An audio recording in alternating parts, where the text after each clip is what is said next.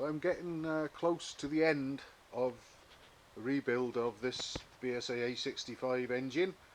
This is the one that, well, it's a sort of built up replacement for one that blew a huge hole in itself.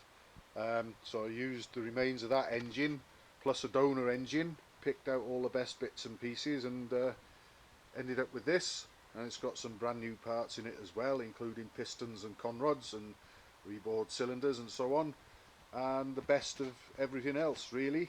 And I've replaced the primary chain case cover for one that I had in my bits and pieces, because obviously the one that was on the engine that blew up looks like this. Great big crack in it there, so that's knackered.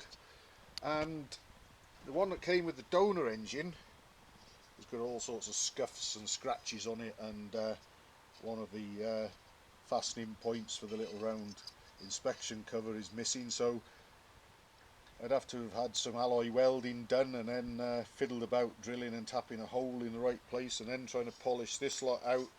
By the time I'd put however many hours into that and paid for the alloy welding, I'm going to charge a very reasonable rate for this primary cover that I had in my bits and pieces.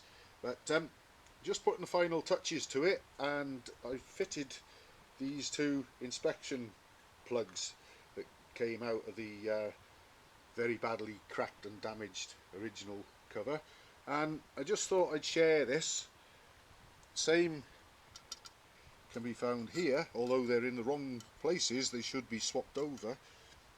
If you notice these inspection plugs, they will actually screw into each other's holes in the casing, but it's best to have this one at the top, and the reason for that is there's a tiny pinhole breather in one of them, and I just cleared it like this by poking a bit of wire through.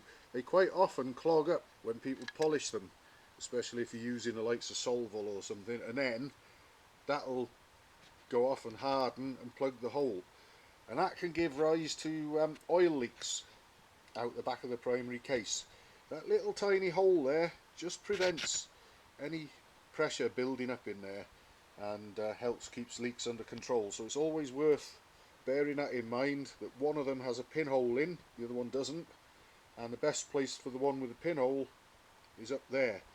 Although perhaps it wouldn't really matter too much, I suppose. If you got it there, you're at the centre of the spinning clutch, so maybe nothing much would come out anyway. But that's what they're for, and that's why one is plain and one's got a tiny little hole in it, and that's just to help prevent any pressure build up in there giving rise to any leaks. So I just thought I'd share that one in case anyone might need to know.